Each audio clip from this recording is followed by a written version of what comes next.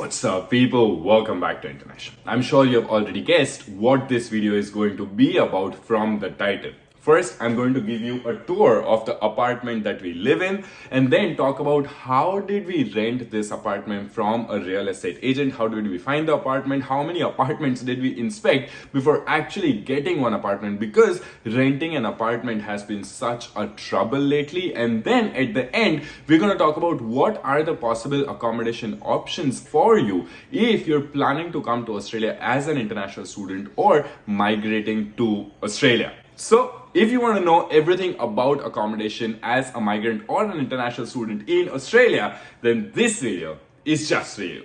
So, check it out.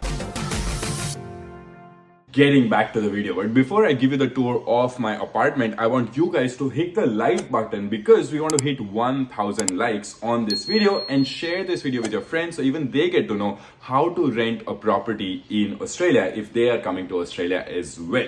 Let's get the tour of the apartment. Do you see how clean everything is? All the appliances, even the gas. Here is where we put our groceries and everything. There is a dining table, living room. There are 2 bedrooms right there. You can see 2 bedrooms. We'll just see that in a minute. And a bathroom and a small balcony. That is a favorite part of our friends and even us. Couple of things to remember when you rent a property in Australia from a real estate agent is that you're not going to get all the things that you see here. We actually got these things, bought some things of Facebook Marketplace, because Facebook Marketplace and Gumtree, those are the places where you can get really cheap furniture. One of the reasons is because in Australia, disposing your furniture is really hard and you have to pay money to dispose of your furniture when you're moving out or something. So a lot of people sell them for really cheap or even give away for free. So you see these amazing couches, we actually got those couches for free and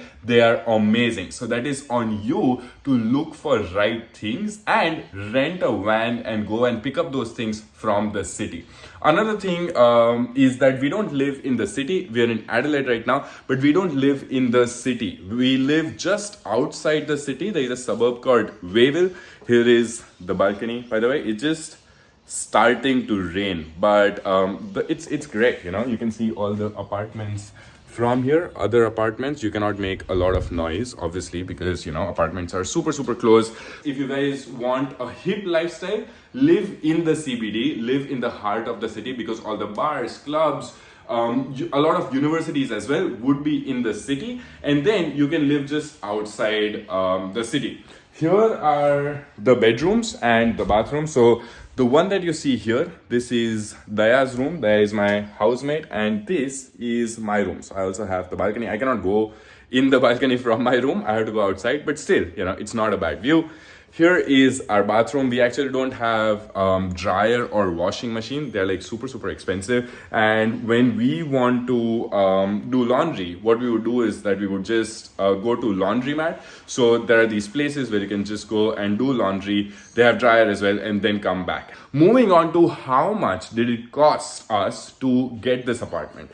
So we are paying about $430 a week between both of us, so about $250 per person a week, and in a month we pay around $800 or $900 per month. But one thing that you have to remember is that that does not include electricity, gas bill, water bill, and any other extra bill that you have like Wi-Fi or something. That does not include that, so you have to account for that as well. Moving on to how did we get this apartment. So if you don't know, right now there is an apartment and house shortage in Australia for like international students, and more international students are coming here, and that's why there is a real struggle to actually rent an apartment. And there are different ways to find accommodation, but one of the ways is to go on realestate.com.au and domain.com.au. They are the listing websites where all the properties that are for rent will be listed there, and the prices and the area and the address and everything, and the inspection timings will be there as well. So when you want to rent a property, you figure out which are the properties that you might want to rent out, and then you go there for inspection. That's step number 1,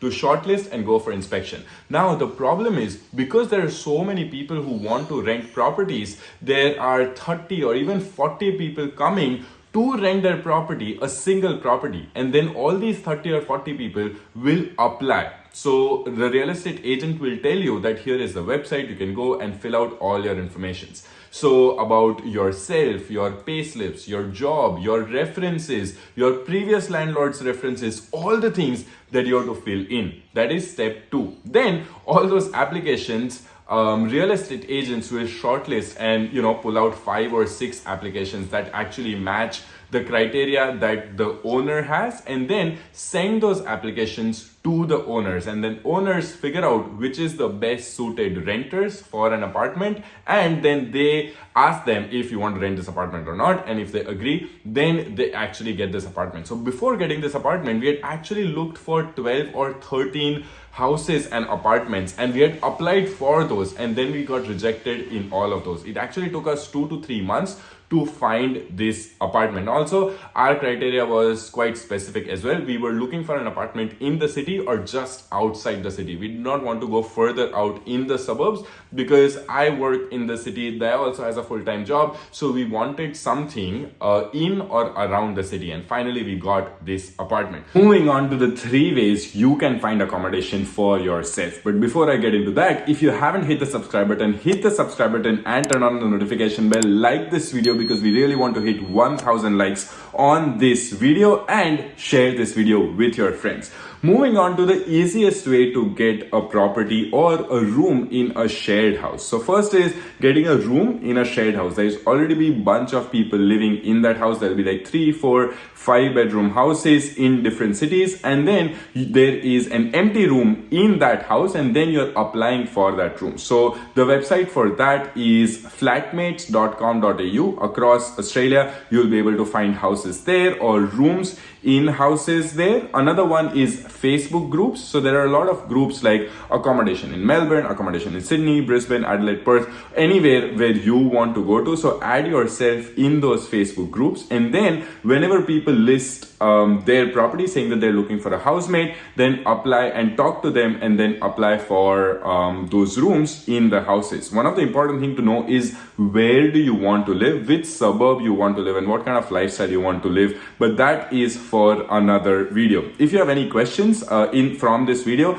write that in the comment section so that we can cover in other videos as well. The second way to find a property is through realestate.com.au or domain.com.au. That is something that we have done. Now, when you're new in the country, the chances of getting those property is slightly harder because you won't have pay slips, you might not have a job, and that's why you haven't built a history of living in Australia, and that's why getting those property or real estate agents or owner choosing your application slightly becomes harder, and we understand why it becomes harder. The third that a lot of students go for is purpose-built accommodation. So there are a lot of hostels type of accommodation. So for example, Unilodge or Igloo or Scape. These are all purpose-built accommodations for students, and a lot of students, interstate or international students, choose to live there. Personally, for me, that was slightly expensive, and that's why I did not go for the third option, but I went for the first option, whereas I got a room through Facebook group, and then I got that room in a house where people were already living. That was my first house, and after that, after I built the history, I could actually rent properties such as the Self or other properties in Melbourne. I could rent for myself. But the third one is actually you can be in that hostel. Even universities have their own accommodation. If that is something that is affordable for you, I would highly recommend to experience that lifestyle because you'll be living with other students. It'll be really easy for you to make friends. You can live there for a year if it is affordable, and then move out to something like this, because then you would be working and you would have pay slips and all the things like that. I hope you love this video. Write in the comments what is your favorite part of our house, and let us know what are the things that we can improve. If you haven't hit the subscribe button, hit the subscribe button, turn on the notification bell, and see you in the next video.